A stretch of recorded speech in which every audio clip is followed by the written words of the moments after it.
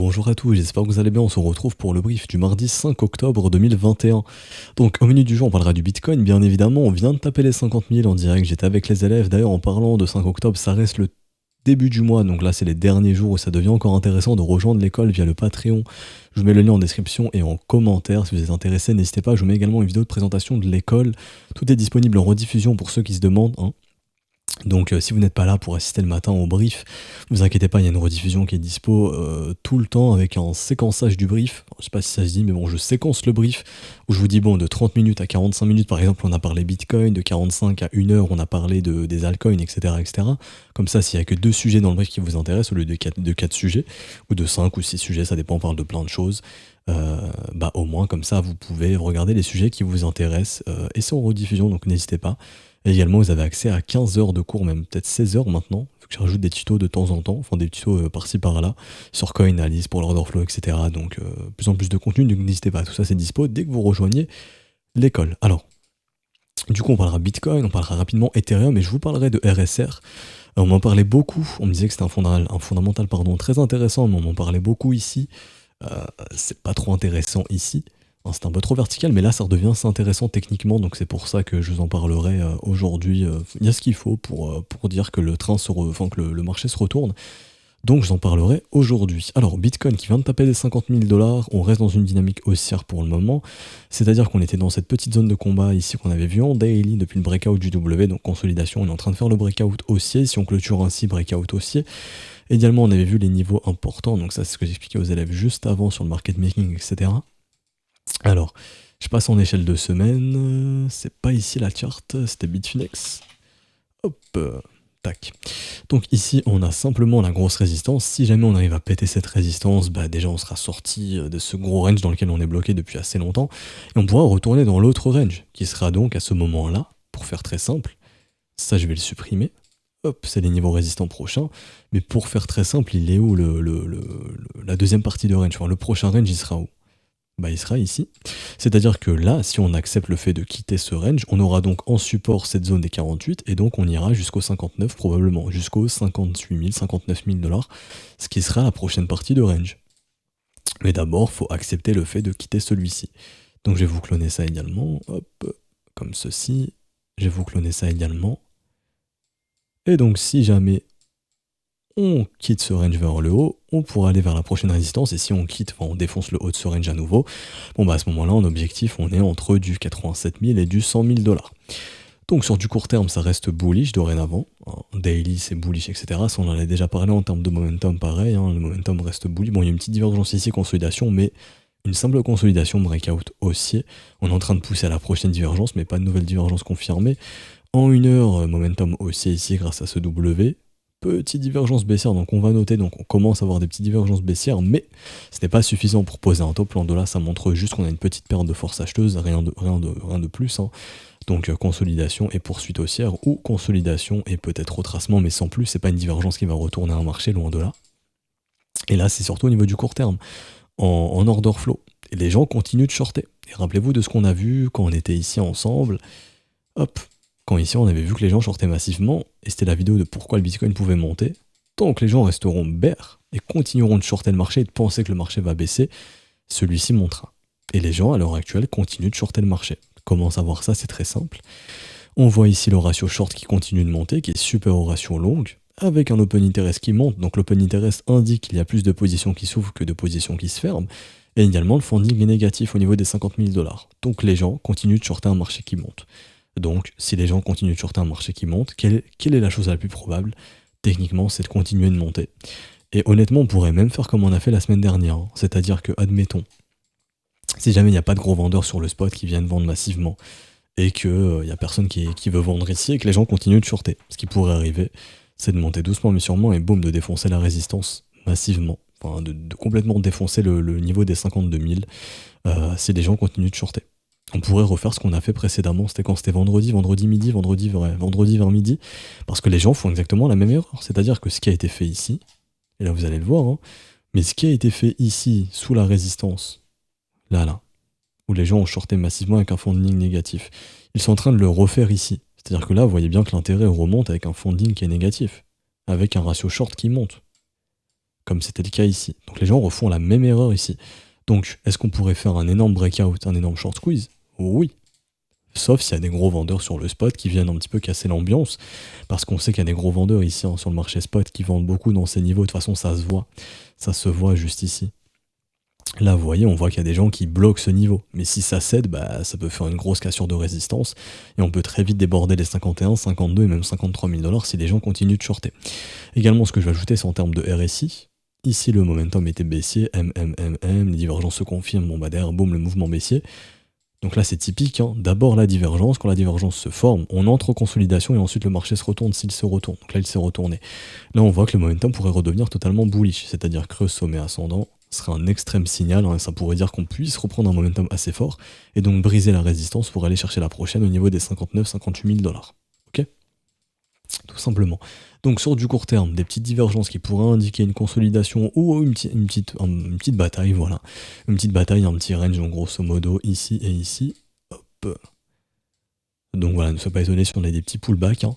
Mais dans l'ensemble, sur les contrats dérivés, vu que le marché est drivé par les dérivés, donc c'est le spot qui fait le prix. Certains ont mal compris, il y a quelqu'un qui me disait non, c'est le spot qui fait le prix. Oui, c'est le spot qui fait le prix. Bien évidemment, le contrat dérivé suit le spot. Mais si sur les dérivés, il y a beaucoup de liquidation ou beaucoup de liquidité à aller chercher au nord parce que les gens shortent, bon, on va s'assurer grâce au spot d'acheter un petit peu pour faire monter les prix, pour qu'on aille chercher des niveaux qui peuvent ramener beaucoup d'argent sur les dérivés. Ok. Donc tout simplement ici, ça coûte pas cher de faire monter le marché puisque les ordres en book sont très peu liquides. Là, juste sur les ordres d'OKEX, hein, pareil, les ordres de vente sur OKEX attendent dans les 51-53 000 $. Donc sur les whales asiatiques, attendent surtout entre les 51 et 51 500. Mais là où je veux venir, c'est par exemple si on prend un Coinbase, hop, on va attendre que ça charge, ça veut bien charger, je vais refresh. Hop, Coinbase, BTC, USD. Hop, si on passe comme ça, on voit qu'il y a peu de Bitcoin. C'est-à-dire que là, il y a peu de Bitcoin à vendre. Hein. Bon, là, il y en a un petit peu en réalité, des 50 000, c'est sensible. Mais au-dessus, il y a quasiment plus rien, il n'y a plus beaucoup. C'est-à-dire qu'en achetant un petit peu de Bitcoin, vous pouvez vite faire monter les prix. Et là, vous voyez qu'il y a très très vite pas beaucoup de liquidité, même au sud. Hein. S'il y a de l'intérêt à liquider au sud, vendre un petit peu sur le spot, ça peut vite faire baisser les prix. Mais vu que les gens continuent de shorter, l'intérêt, c'est potentiellement de pousser le marché vers le nord pour que ces gens perdent. Si la majorité short, c'est que la majorité veut voir les prix baisser, c'est que le prix va probablement monter. Parce que le marché fait toujours l'inverse de ce que fait la majorité. Si la majorité vend, il short ici, le prix va monter tout simplement. Ok ? Voilà, vu que les ordres book sont assez fins, c'est assez facile de monter les prix. On arrive quand même sur des zones sensibles d'un point de vue spot. Hein. Là, c'est les précédentes résistances où pendant du 20 août jusqu'au 4 septembre, on a bloqué les prix ici, donc c'est pas un niveau anodin. Là, sur le spot, il y a des gens qui aiment bien vendre cette zone de prix, donc on pourrait batailler un petit peu, mais vu les shorters, je pense que c'est une question de temps avant que ça re-breakout à nouveau et qu'on puisse avoir une accélération, techniquement. Soit un petit pullback, mais au minimum, je pense que vu comment les gens shortent, ça m'étonnerait qu'on ait un pullback très très profond, à part si les gens, encore une fois, ici du spot, vendent massivement. Donc le seul risque, c'est que ces vendeurs de spot se réveillent pour vendre massivement et qu'on puisse faire ça. Mais sinon, en termes de dérivés, l'intérêt se trouve plutôt au nord à liquider les vendeurs, très très probablement. Voilà, vous savez tout. Donc pour Bitcoin, j'ai fini. Ethereum, c'est peut-être pareil. Alors, Ethereum, c'est un peu différent, mais bon, l'open interest, il augmente pas énormément. Le funding baisse quand même. L'open interest monte un petit peu, mais là on n'est pas non plus sur un ratio short très très élevé, j'ai envie de dire. Donc Ethereum c'est un peu différent, c'est pour ça qu'Ethereum il a un peu plus de mal à monter. On voit qu'Ethereum il a fabriqué sa résistance encore. Parce qu'Ethereum il y a un petit peu plus d'acheteurs dans le train. Donc pour l'instant Ethereum un petit peu en retrait. Techniquement ça reste bullish, il n'y a aucun problème. Techniquement ça reste bull, dans le sens où on est encore dans la consolidation sur Ethereum, on n'a pas encore eu de résolution. Hop, ici, je pense que ça c'est notre zone de combat maintenant. Enfin même en réalité ici. Ça, c'est notre zone de combat. Il faudra attendre résolution. Donc entre 3488 et 3270 $. Mais si Ethereum breakout, Bitcoin pourra accélérer également. Et on voit que sur Ethereum, il y a un peu moins de shorters sur Ethereum. Donc c'est ce qui fait qu'on a un peu plus de mal à monter. Il y a un peu moins de facilité à monter, il y a un peu moins de liquidation short qui peuvent pousser les prix un petit peu plus au nord. Tout simplement, ok. Donc j'ai fini pour Ether, c'était vraiment très court parce que le plus important c'est le Bitcoin, hein, c'est lui qui va drive l'ensemble du marché. Et vu que les gens continuent de shorter le Bitcoin, et là on voit encore, hein, les gens lâchent pas l'affaire, hein, mais le ratio short continue de monter, le funding est négatif, comment dirais-je, L'intérêt continue de monter, on peut aller voir les spreads sur Bybit. Voilà, les spreads qui continuent de piquer au sud, hein, donc qui montrent que le prix spot est plus élevé que sur Bybit, donc que les gens sont pas très motivés pour acheter avec du levier, mais sont plutôt chauds pour vendre, ça fait de la pression vendeuse pour shorter, donc c'est ce qui fait également qu'on pourrait voir les prix continuer de monter. Également, le spread est un bon indicateur de est-ce que les gens sont en train de FOMO, en train de le dériver et le spot. Donc par exemple, ici au mois d'août, on avait un spread assez élevé. Début août, fin août, pardon, début septembre, ici. Bon bah boum, on se mange le gros breakout baissier. Pour l'instant, quand on voit au niveau des spreads, les gens sont plutôt enclins à essayer de shorter ce marché, donc ce qui fait qu'il pourrait continuer de monter. Tout simplement, vous savez tout. Et donc pour finir ce brief, je vous parle rapidement de RSR, que je trouve assez intéressant techniquement, après fondamentalement, ça dépend de chacun. Il y a une news fondamentale qui est assez sympathique, je vais vous montrer ça. On a le mainnet qui est lancé en fin d'année. Donc on va appeler ça un EFA driver, donc un événement fondamental qui peut donner une direction haussière au prix parce que c'est un événement bullish qui intervient dans les 2 prochains mois. Donc on peut se dire que jusque décembre ou en fin d'année, les prix pourraient monter, ça veut charger. Les prix pourraient monter justement grâce à ce mainnet launch ici. Ok. Donc on sait qu'en gros, grosso modo, je vous mets ici une deadline, on va appeler ça une deadline. Hein. On sait qu'on a un bon événement fondamental qui arrive pour décembre. Donc grosso modo, voilà ici, fin décembre. Donc techniquement, les prix pourraient monter jusque décembre pour faire ce qu'on appelle un buy de rumor. Oups. Sell de news. Est-ce qu'il y a 2M ou 1M? Il me semble qu'il y a 2M. Rumor, je vais vérifier ça. 2 petites secondes. Alors... Ou 1M, je sais plus. J'ai pas envie de noter... Non, il y a un M, c'est bien ce qui me semblait. Ok. Donc c'est mon buy de rumeur, donc on achète la rumeur. Enfin, c'est même pas une rumeur ici, hein. C'est on achète avant que l'événement arrive. Donc c'est comme si demain, je sais pas, moi, je prends souvent cet exemple-là, mais par exemple Rockstar, vous connaissez tous Rockstar qui est en bourse, annonce le jeu GTA. Ok, les investisseurs vont se positionner avant. C'est-à-dire qu'en gros, le prix devrait potentiellement monter jusqu'à la sortie, parce qu'ils vont faire de nouveaux records de revenus. Les investisseurs le savent, donc ça va être pricé dans le prix. Donc le marché va monter en amont. Quand le jeu va sortir, on aura un retracement, parce que ça y est, on sait que les chiffres vont sortir et seront bullish, mais le marché l'aura fait en amont. Ça fonctionne un peu comme ça. C'est comme par exemple, je pense que cet exemple suffit amplement. C'est comme par exemple l'iPhone. Si vous regardez bien avec Apple, on est monté jusqu'à la keynote. La keynote, c'était quand? C'était le 7 septembre, il me semble. Keynote Apple 2021. C'était, je sais plus, le mardi 14 septembre. Donc ok, on voit que le marché il est monté jusqu'à la keynote, ici, là. Donc là, si on prend toute la montée, vous voyez, on sait que la keynote elle arrive le 14 septembre, que les nouveaux iPhones vont sortir, donc que les revenus d'Apple vont continuer de monter, techniquement. Hein. Mais une fois que la keynote est arrivée, on a le sell de news, jusqu'à ce qu'on repose un bottom, et quand les chiffres vont arriver, s'ils sont vraiment bons, normalement on devrait repartir, parce que l'entreprise annonce des chiffres croissants. Vous comprenez un petit peu? Alors on aurait pu penser que les nouveaux iPhones, les nouveaux produits arrivent, on va monter. Non.